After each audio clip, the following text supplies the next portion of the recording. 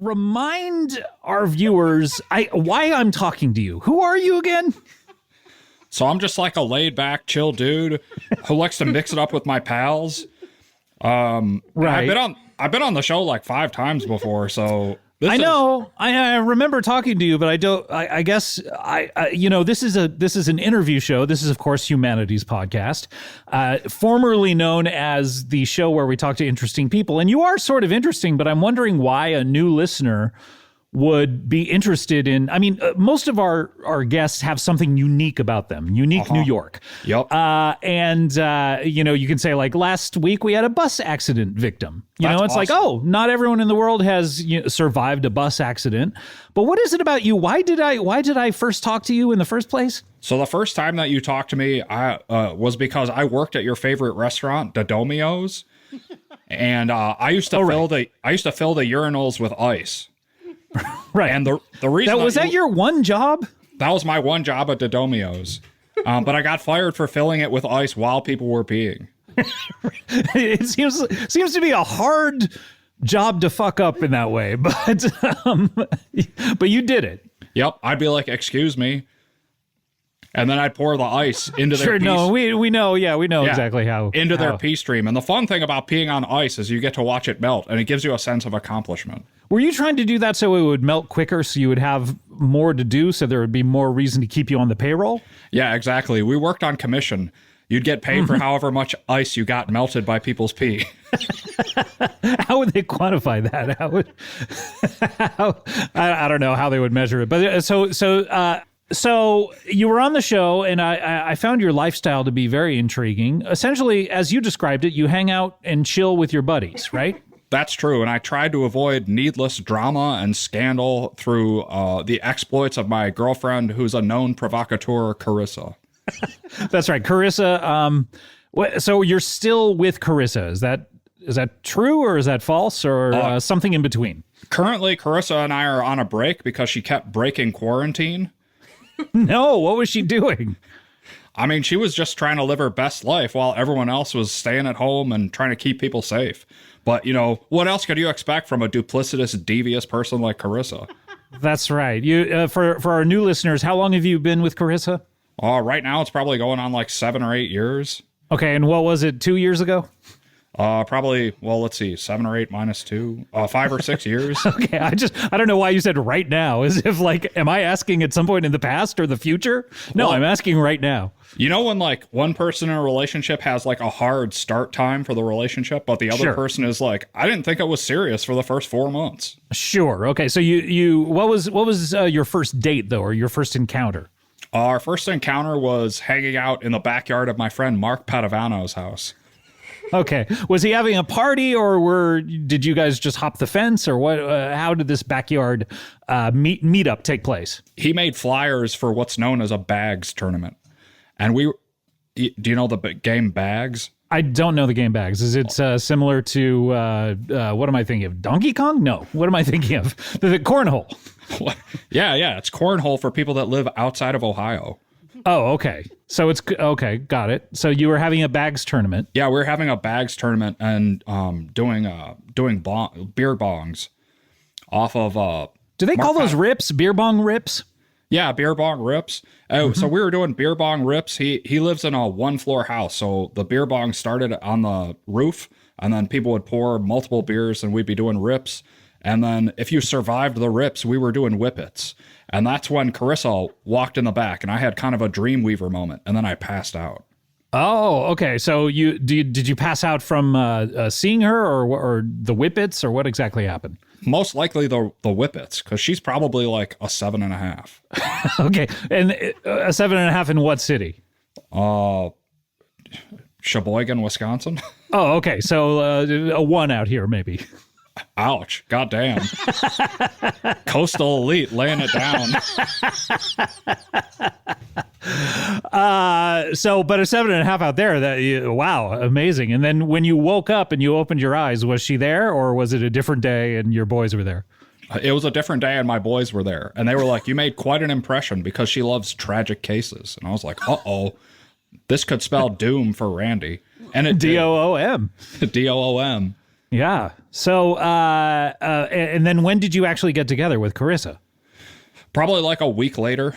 Okay. Yeah, a week So that's later. not going to affect the 7 or 8 year thing, just a week. Yeah, but I mean, a week later we hooked up, but then like 4 months later, she's like, why are you acting this way? We've been dating for 4 months. And I was like, Dafook?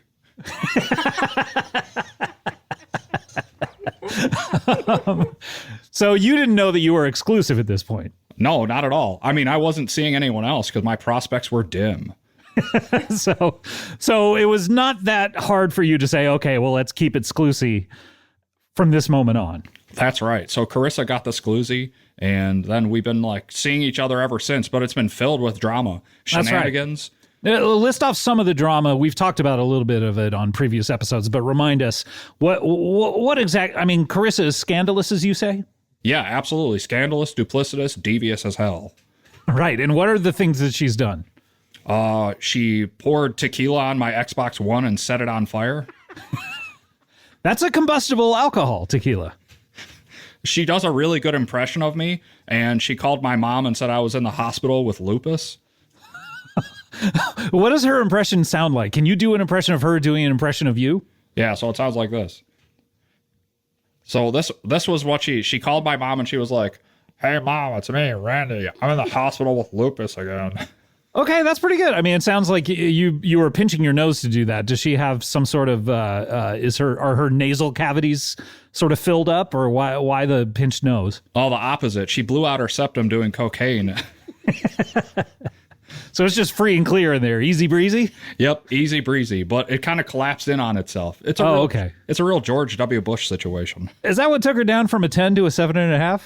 Yeah, probably her collapsed septum. Okay, so what took her down from a 1.25 to a 1 out here? I'm doing the math. God damn, these left coast elitists. Shitting all over the heartland.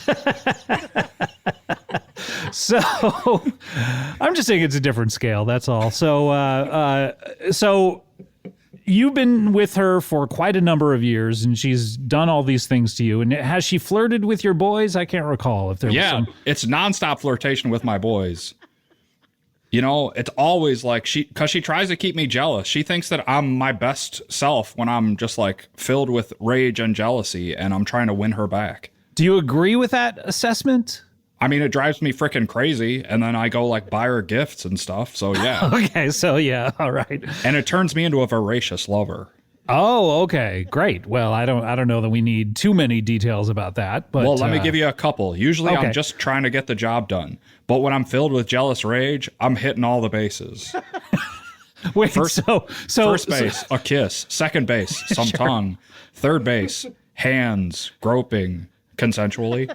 And then home base, the hitting the dinger. I maybe that's the Sheboygan home run, but out here I think first base is the kiss, second base is the hands. Oh, the third base is something else. What is it? It's everything but, if you know what I mean.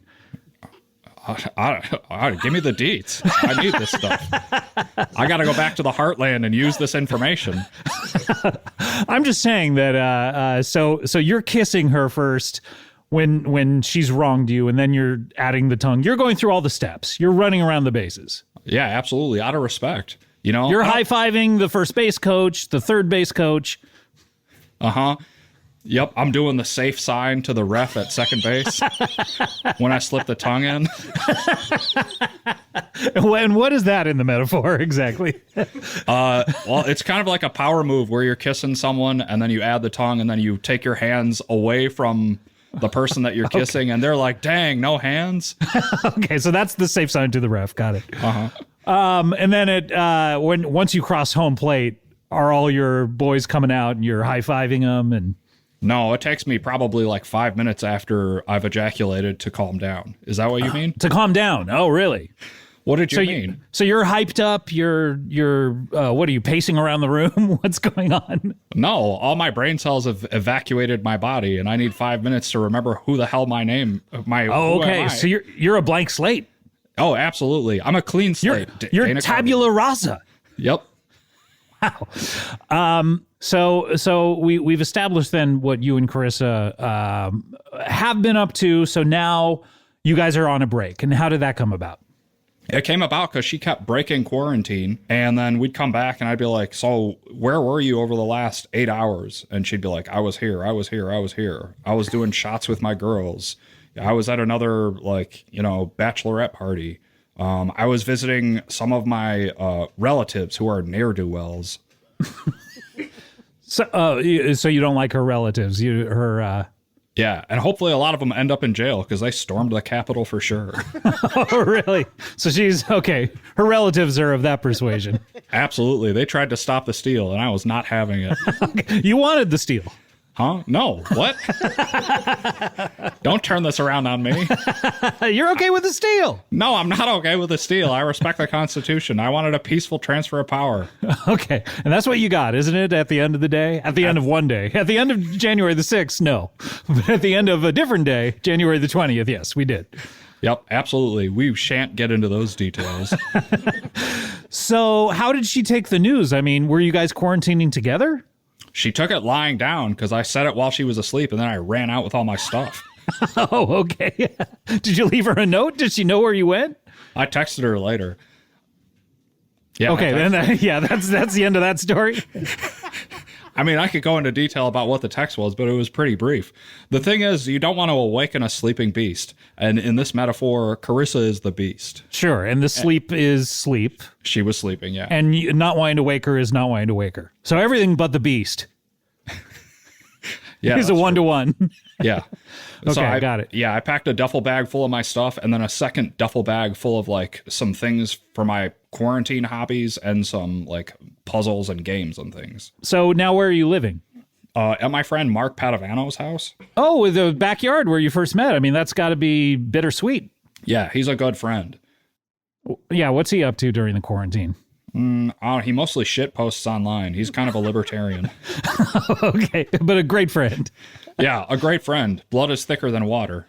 Sure. And he's okay with you, even though technically you didn't quarantine for 2 weeks before coming into his residence. He's okay with you staying over there? No, I stayed in my car outside his place for 2 weeks, and then I came inside. So do you have a job? I mean, you haven't been working, right? I mean, if you've been that tight on quarantine. Yeah, no, I've been working from home. Doing what, though? Well, initially I was helping Mark Padovano with his website. What's his website? What kind of website does he have? He has a website that makes online ads for sports websites that redirects people to DraftKings.com. Okay, so if I'm getting this right, you're on a different sports website, say Barstool Sports or something like that. You click on an ad that then takes you to DraftKings.com? Yeah, exactly. But it's not an ad for DraftKings.com. No, it could be an ad for are you concerned about your elderly parents? And you'd be like, oh, I'll click on this. And it's like DraftKings.com. There goes my afternoon. Okay, so you're making the ads. So how do you? You're essentially tricking people into clicking on things. It's a trick click. I wouldn't say it's a trick click. I'd say it's targeted marketing research that hits at people's deepest fears. Okay, so what are the types of things? All right, well, definitely worrying about your elderly parents. Sure. Then sometimes we'll use the Chase Bank logo and we'll be like, uh-oh, something's happening with your account. And people will be like, huh? And they'll click on that and they'll be like, oh my God, I need to bet on this. I need to bet on this December Minnesota Timberwolves versus Sacramento Kings game ASAP. What about the one about the cops hate this one trick to get you out of a DUI? Do you make those?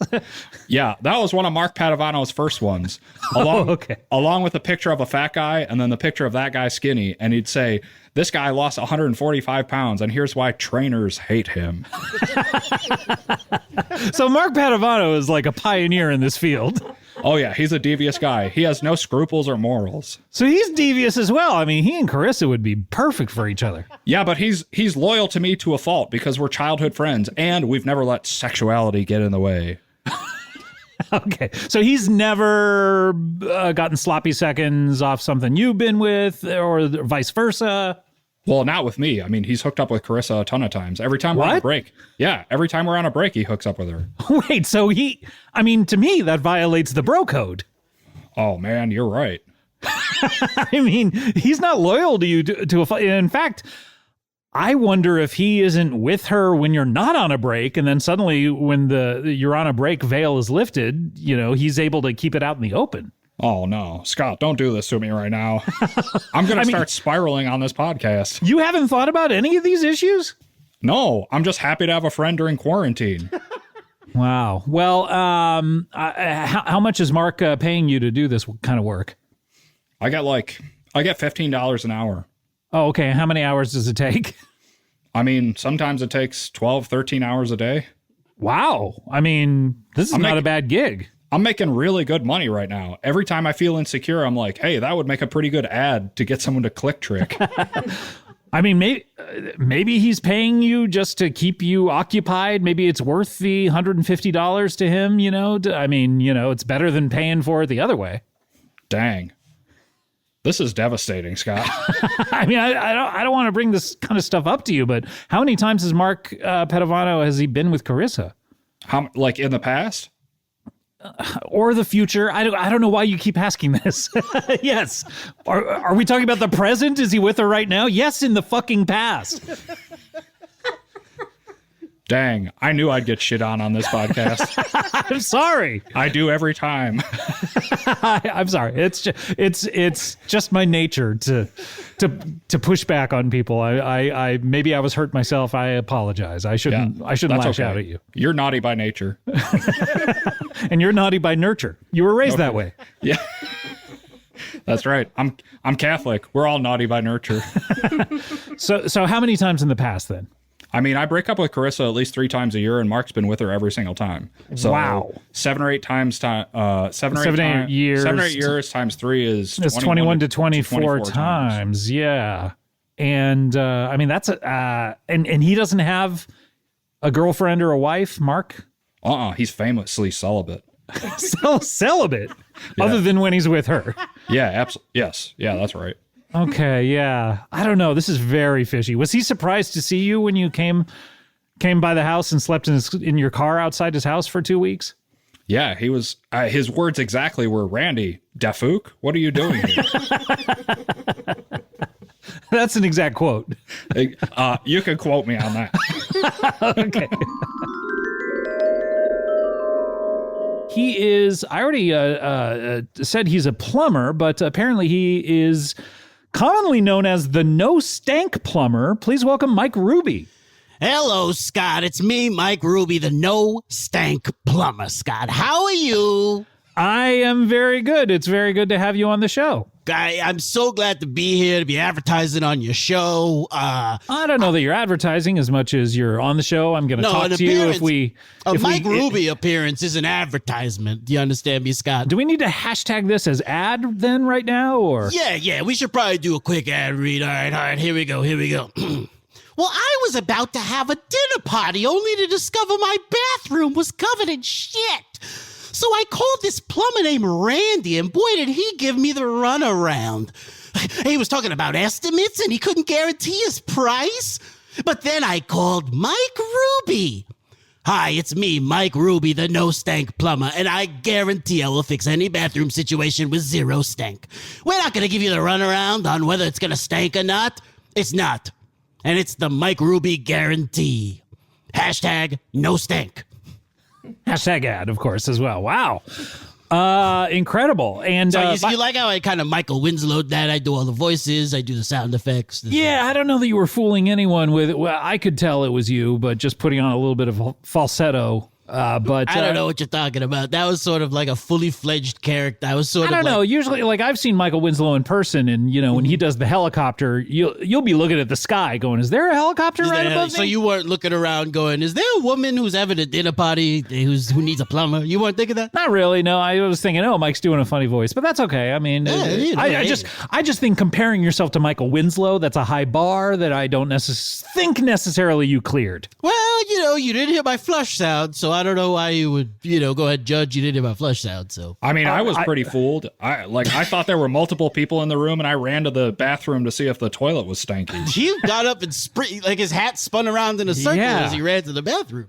You may have missed it then, Randy. Mike Ruby over here was talking about a plumber named Randy that this client called. Yeah, but that's not you, right? Because Randy's sort of a silly name. You think about Randy, you're like, well, this guy probably smells. Yeah, no kidding. So you agree with him, Randy? I mean, I'm not disagreeing. Yeah, it's short for Randall, and that's not a name to be trusted. Yeah, it could be short for Brandy, couldn't it? Yeah, Brandy, a fine girl. Sure, what a good wife she would be. My wife, my lover, my lady, and the toilet stank. You guys doing a song? Sure. We know the song. We probably know more than that to the song, but we're not going to get into but we're not going to get into Let's it. not get into the weeds. So, Mike, you promise in your commercial that it's not going to be stank. What is not going to be stank? What do you mean? Because this woman in the commercial, and I'm being generous when I say that. You mean me? Whoa. Randy, you took off again. Don't worry, Randy. Don't worry. It's me. Oh, okay. It sounded like a sexy lady was in my bathroom. So this woman, what a strange experience for her to walk into her bathroom and it's covered in shit and she had no idea. Yeah, so it's sort of a worst case scenario. Someone else's then, or someone. That's a great question, Scott. Those aren't the kind of things I get into. For me, it's just you don't care why. I don't care what it is. If you want me to deal with your shitty bathroom situation and you want it to not smell, you gotta call Mike Ruby, baby. So what's not smelling about? Do you clean up the shit that's Do you want me to walk there? you through my patented, I don't know how many steps, maybe 9-step process? Sure, 9 steps. Let's go. I love that you chose the number and you didn't go double digits, which I respect. It's true. Sometimes, Scott, you say it's like a 30-step process. Then you're fucking locked in on coming up with 30 steps. Sure. No, under promise and over deliver. So, Scott, first things first, I got to start at my home, Scott. So that's where the process starts, is you're at your house. Somebody gives me a call. They say, my bathroom's covered in shit. Don't worry about it, Randy. That's just me. Okay. So receiving the call is the first step. Okay. We're going to answer the call as the Lady Ghostbusters. That's going to be part of the steps? Okay, hold on. Let me recalculate. 1, 2, 3, 4, 5, 6. I think we're at an 11-step process, Scott. Oh, okay. All right, so I answer the call. And then step 2, hop in the shower. Okay. You want to make sure that you're not stanky when you go over there. The first step to being a non-stank plumber, Scott, is to make sure you are not bringing any stank into the stank situation, Scott. You don't want any additional stank in there. So I don't do you want rub no additional stank. Wow, you have a beautiful voice. Thank you, Scott. That is from one of our radio ads. Wow. Then I do all the voices, of course, like Michael Winslow. But yes, so I do shower. You shower? Do you rub yourself with soap, essential oils? So I got Garnier Fructis in there. I got Paul Mitchell shampoos and conditioners, Scott. And then I also use Tom's of Maine bar soap, Scott. I don't know about that. I think I would switch out. Well, that's just for exfoliation, Scott. I get that in the crack. I go deep exfoliation, and I wash my hair a couple times. As you can see, I have a flowing mane of hair. Yeah, it is long. I didn't want to say, but on the Zoom, it looks like, was that down to your butthole? Or right now, it's down to my butthole because I'm sitting. But when I stand, it's right above my little butt crack. Okay. But when you have this much hair, Scott, you got to make sure you're clean. So, and as a plumber who showers all the time, you could tell that my hair is healthy, no split ends. Yeah. If I were you, I would be like a cyclist. I would shave my body entirely so that there's never any doubt that I would be stankless. You would think that, Scott, is a good thing, but actually it's not, Scott. Okay. It's true. The more you shave yourself, the stankier you get. Thank you. Snutz gets it. Once you shave, you start releasing some of the really stanky underskin, the things that get baked into your skin as you sleep. You shave, it's almost like poking at a dead horse, Oh, okay. I thought it would be trapped in a beard or in the hair, but no, it just releases the toxins. Scott. Well, then you got to clean that beard. So I brush my beard over 100 times before I leave the shower. By the way, your beard is super long too. That's down by the pee hole, I see? So my beard is not only on the ground, it extends like 3 feet in front of me. Oh, wow. So this is like a Princess Diana in reverse. It's like a Princess Diana in reverse. I don't even know what that means, man. She had a train when she got married that was super long. Yeah. It's like a wedding train, but in reverse. I love that. Right. Okay, so that's step 2. All right, step 3. Okay, I drive there. Now, this is a really important part. I get in my car. I put up all the windows. There's a lot of mini steps within this There's step, a lot it of sounds mini like. So if we were doing like an outline, this was like A, and now we're down at the I section where it's like, indented a little more. Why do the windows go up? Because you don't want any of the outside I can't air? have any outside smells, Scott. So not only does the window go up, but I do spray heavy chemicals inside the car as I drive. Okay, so it smells like that new car kind of thing? New car smell, osium, bleach, Febreze. I spray it all, Scott. And the windows are up, and I keep from passing out by holding a small cloth over my face. Okay. Wow, great. counterintuitive, but that seems to work. It is counterintuitive because that is sort of the chloroform, sort of the way you chloroform someone. But if you want to make sure that you don't get chloroform, you just have a clean cloth. So, see. Mike, what is the smell of all those things combined to like make you smell like once you step outside of the car? I call it the Mike Ruby signature smell. Oh, wow.